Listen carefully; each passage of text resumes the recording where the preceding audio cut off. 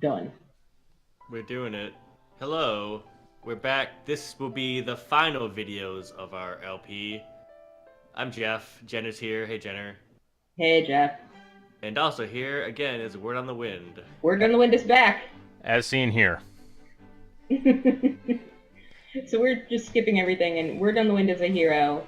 I wanted to thank her. Thank you very much, Word on the Wind, because she basically explained everything to us about how this game works, how to not die, and everything that goes forward from here is all her fault. So would you please explain how this game works to people, since you understand, you and Jeff, because Jeff kind of figured it out too, please.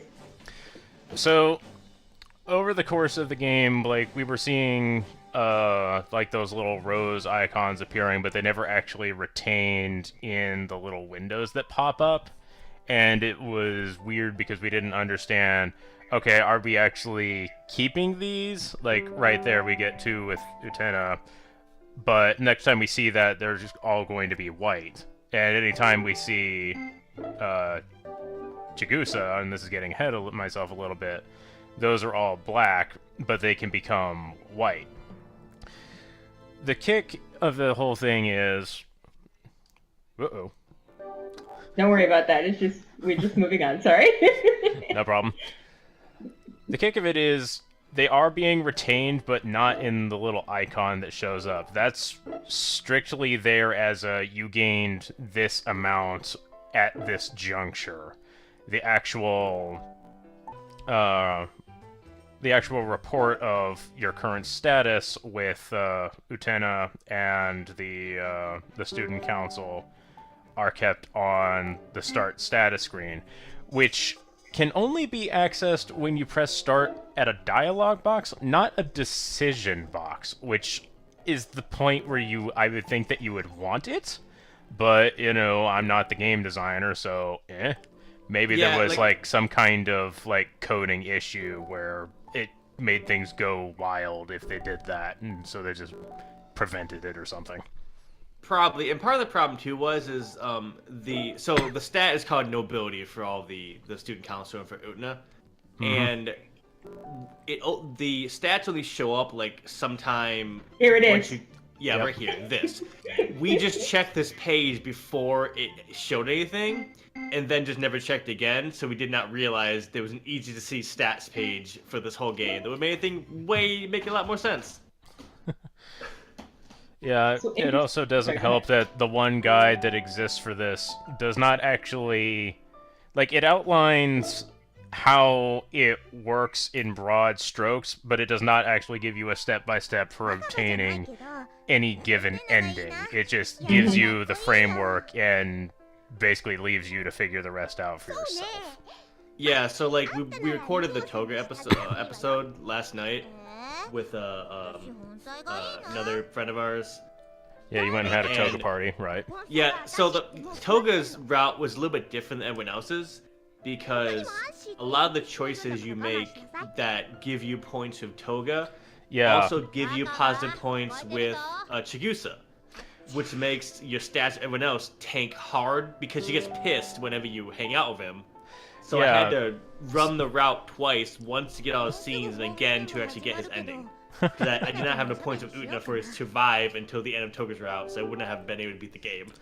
Yeah, so I was wanting to hang on until we actually get to one of the actual Chigusa decisions to explain this, because this is something that the guide does technically explain, but does so poorly and without examples that I actually had to do some dry runs to, like, test and confirm just what the hell it was that they were trying to say.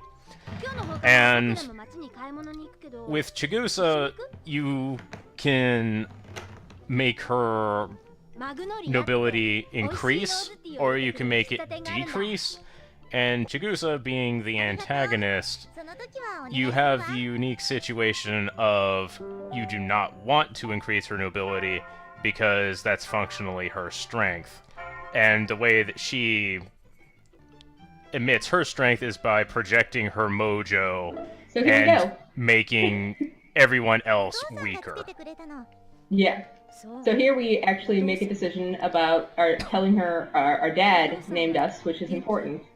Yeah, so Chigusa's thing is she is very fond of the main character's father and things that are adjacent to him as far as interests or tone or capability, and she is incredibly hostile towards anything related to the main character's mother and any traits thereof.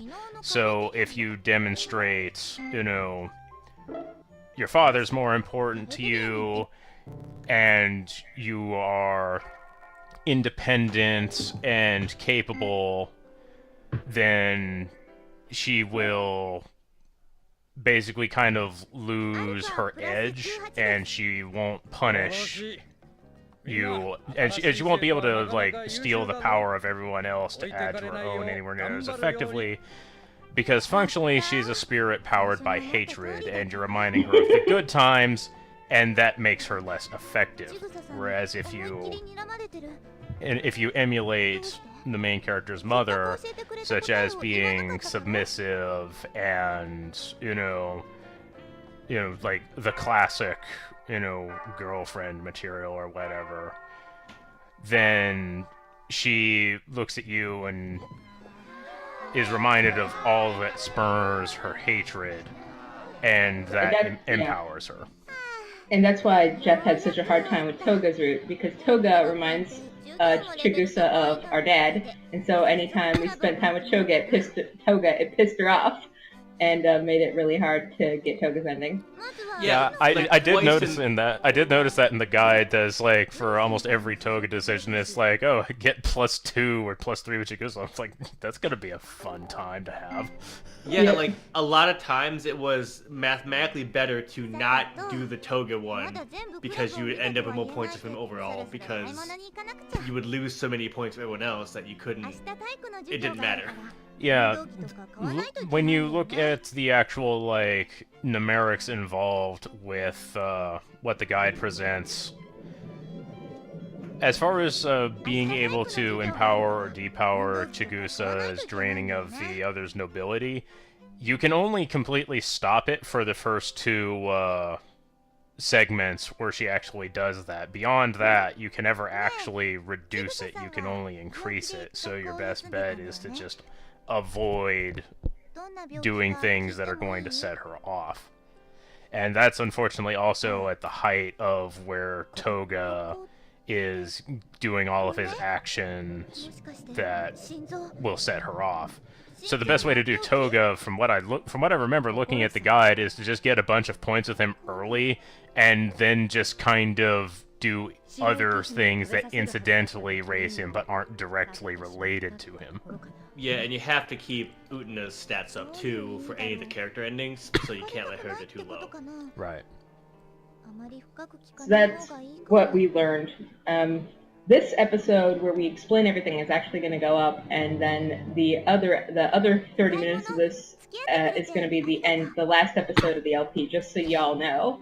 So, because I want to put up this episode that explains everything first before doing other character routes. So after these first 30 minutes, we're going to be doing everybody's character routes, and then you'll see the other 30 minutes of this video, just so everybody knows. So I'm good at LPing. Congratulations. Spoilers. You gone and spoiled your own LP. Well done. Well, she didn't say what order we're doing it in. Yeah, we're doing it in the best order. An interesting thing is that Chigusa doesn't seem to hate us sometimes, but then she hates us other times. It's really weird. The first time that the character encounters her in the locker room at the, what do they call it? The Ivory Fencing Hall or whatever? The Chalk White Fencing Hall. Chalk White, yeah. that's what it is. Yeah, no, Ivory, whatever. Close enough. Yeah, it's beige. I'm colorblind. But, the front she puts forward there, I feel like they kind of imply that there's, two iterations of Chigusa running around that are connected, but aren't necessarily, on the same wavelength. Like, one of them is the more, personable, while the other is just, the existence of malice. Mm-hmm. Yeah, I was wondering how honest is she being when you talk to her at class after seeing her at the fencing hall, and she says, this is the first time we've ever met. Is she gaslighting you and being mean, or is she like, I'm like being honest? I don't know. It's really hard to tell. It is really difficult to tell. I don't know if the game ever confirms it one way or another, but it seems to me like she's got, two personas of Chigusa. Right.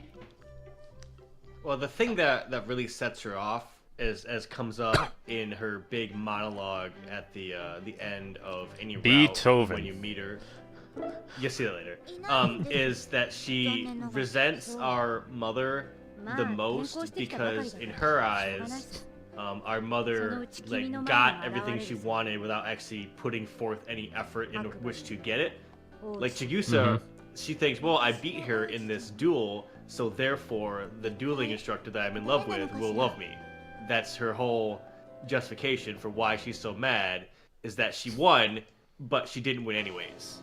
And her rival, that face gets me every damn time, by the way. Yeah. Just like, ah.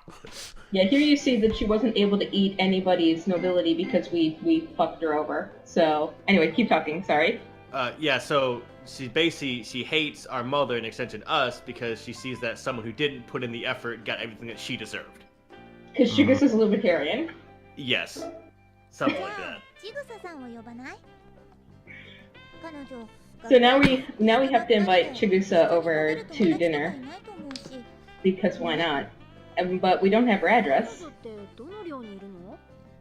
Oh, and we didn't actually explain, so what this route is, the one I'm doing here, that I was recording, is there's your standard Otome game perfect ending where you get, like, everybody to help you, or it's not like, there's no, like... Everyone goes home happy, except Chigusa, who can never be happy. Basically, but in this one, too, it's also kind of middle of the road, because everyone's nobility doesn't tank to 0, but it's not high either. So it's kind of like a milquetoast ending where, like, you don't really commit to anybody, as opposed to, like, the one we did with Toga, where you, like, all Toga all the time, the desperate everything else. Even yourself. Yeah, so we never really date anyone. I mean, there's not really a lot of dating in this game anyways, but, it's still good.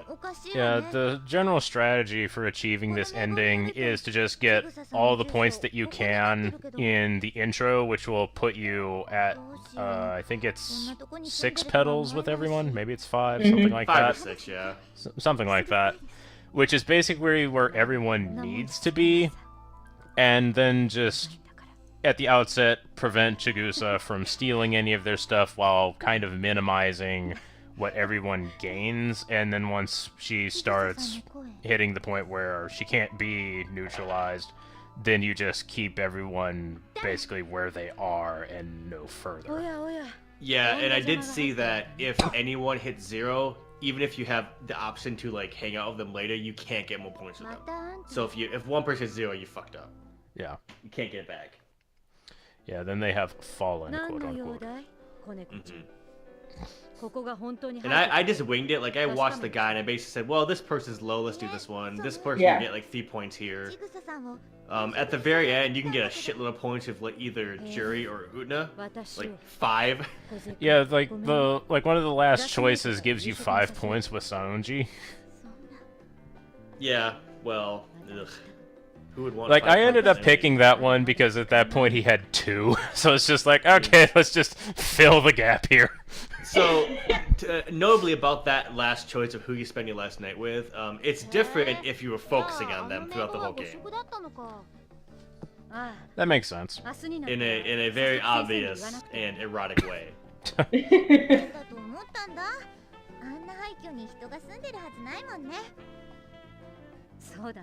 So yeah, her address was the Chalk White Fencing Hall. I'm sure it was a mistake and not where she lives. Well, in air quotes, lives. I am totally not a Wrath Lich. Actually, it's great. I don't know if you've seen the video yet that you call her a lich. That's good. Excellent. Like, you know, I'm getting ahead of myself, but I'm fairly certain that, you know, folks are going to seen at this point of this recording, you know, just what her deal is, and yeah, she has a phylactery. Come on. She considers herself the Wicked Queen, but she's a Wicked Lich. Ooh. Nah. Just shaking my head over here. I kind of like I would stick with Evil Queen myself.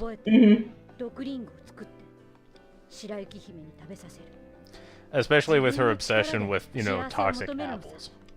Yeah, I still like that scene in the with the police station. It still makes literally no sense to me because those are amazingly inept cops. Yeah, if someone turned in an apple to your lost and found, you'd be like, "Who cares?" And you just throw it in the trash.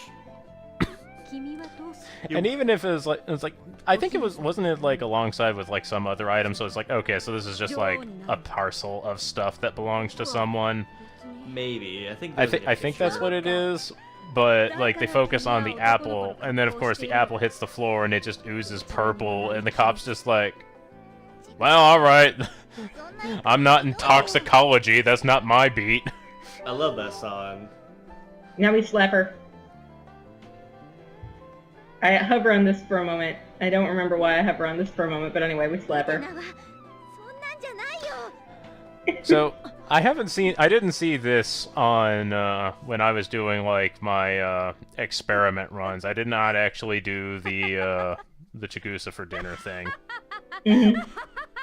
Oh, I had to thank you, because I did not realize that BizHawk could play Saturn games, and it works so much better than SSF did. This piece of crap that was stopping developing like 2006 or something.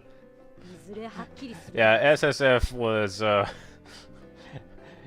it is a fairly clear, and good example of better than nothing. Mm-hmm. Hey, I was going by like the forum thread for this game when it was first translated, and it was probably super out of date. There's actually a bit of off translation, which we'll see when we do Seonji's route. I don't want to talk too much more about it, but yeah, something is plural that should be singular. Anyway, we're deciding who to hang out with. We just hang out with Jerry. So this is cool because we actually get to see her in her the costume that she wears when she tries to pull the ring off Utena's finger. But again, we'll see that when we do Jerry's route. So teaser. Yeah, and here's the point where it was like, oh, everyone's just going to get wrecked. Yeah. I will say, Seonji alive is hard. He goes first. Every time, unless you get points from him. So when I was doing my practice things, I ended up having Seonji be, like, the one I leaned on more than others, because I didn't want to lean on Utena, because it's really easy to get points with her. Mm-hmm. So I was leaning on him more than basically any of the other characters. So I ended up seeing a lot of scenes with him that, we're definitely not seen in the blind run, and I imagine we're not going to see many of them in this run. Well, actually, we also picked Seonji quite a bit because he loses, like you see here, he loses points the most out of all of them. He seems, it's almost uncharacteristic of Seonji that he actually needs more attention than anybody else because of how insecure he is. They're actually, I think he's the only character that you can make choices and lose points with.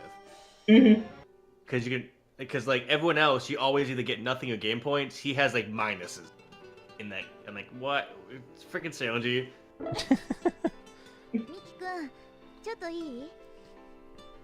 Yeah, so I'm just basically just spreading the love around everybody. So Kozoe shows up when we talk to Mickey, but who cares? Yeah, we'll see that later. I still like how one of the choices with Miki is like, you agree with him that his sister is being crap, and you get 1 point, or you can just call him out and tell him he's an asshole for calling his sister crap, and you get 2 points with him. There's one in Toga's route where when you give him the cake, Naname shows up, and she's being a huge jerk about it. And you can either tell her off or just leave. And just leaving gives you more points because you're not like yelling at Naname in front of Toga. So here we had a difficult decision because if we lie, we get 2 points. But if we tell the truth, we only get 1. We decided to tell the truth because we didn't need that many points with Seonji. Anyway, here's Akio monologuing. Yeah, this was the point where I was very pleased to have discovered the skip scene button, which is the left shoulder button, as it turns out. Yeah, I leaned on that and the fast forward button in BizHawk a lot. Yeah, me too. Because it took me like an hour and a half just to get through this one or something. By the way, like, one of the things that they end up doing a lot in this game is they play that sound effect that's supposed to be people walking, but it sounds more like someone is, like, spilling something. And it's just like... Are they just, like, leaving through the Home Alone house while Marv is there? Is that what they're doing? Just going over all the marbles or something? Something like that.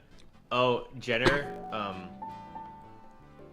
yes? You didn't see it because it was in the route I did where I tanked everybody's points and didn't record that part. But there is also a shower scene with Utena. Oh my gosh! I think there's shower scenes with everyone in this game. I think it's just the girls. You better give me that, because I'm gonna need to put that in somewhere. Well, that'll be in the Utena one, but I didn't record that, because I just played the first part of the game and started recording on the second disc. Okay. On that one. I wasn't gonna record the route where I get like no points of anybody. It was just constant me just getting all the points with Chigusa. So we're finally getting to the point where we're actually on the perfect route now. There's a lot less skipping around now at this point because we're finally getting actual perfect route, like storyline, instead of stuff we've seen already. I mean, this might be a Utena scene, I don't know. What was the decision for this one? I missed it, I blinked. We went to the cafe to hang out with Utena. Oh, okay. Well, I felt that this was important. I know it's an Utena scene, and we'll see it again on Utena's route, but I felt like it was important to keep in, because she kind of explains a little bit about, like, what she thinks is going on. Yeah, I didn't actually see this scene. I think this was like one of those times where I hung around with Seonji again. That's what I got. I'm gonna record that after this, probably. Start working on it. I finally got my new controller, so I can not have cords running my computer again.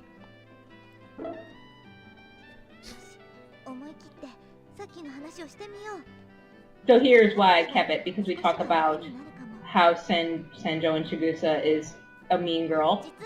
Yeah, I think in this section of going to town, the better option in almost all of these is to tell the person about the thing that happened to us and not hide it. So here we are telling her, Chigusa's mean. This is fucked up. And he's like, okay. She has impeccable taste, however. She managed to pick a poison that matches her dress. She's extremely extra.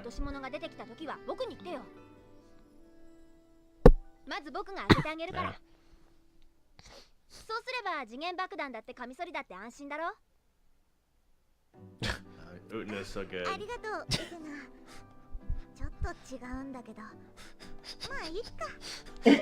there you go. That's why I kept it. I'm Utena Tenjo, and I will open your mail bombs for you. Yep. Yeah, that's why I kept this in, because she's like, I'll throw myself on a bomb for you. I'll catch a grenade for you. So, yeah. I will say I was honestly considering doing a recording of, basically what I ended up doing to get the perfect route in my practice runs, just because I liked my choice of a protagonist name more, because I felt it was accurate for what was going on, which is the Japanese words that have the direct English equivalent of train wreck. So you saw in that last scene that the bar underneath Mickey's name turned yellow. That means he's in threat of being brainwashed. So we have to do Mickey now. We can't ignore him anymore. Right. So we have to talk to him. I actually didn't catch that because I kept everyone pretty balanced when I was doing my run. Mm-hmm. So we decided to tease him because fuck you, Mickey. We're resentful, but we'll see that on Mickey's Rouge. Anyway, we don't want to spend time with you. Boys are disgusting.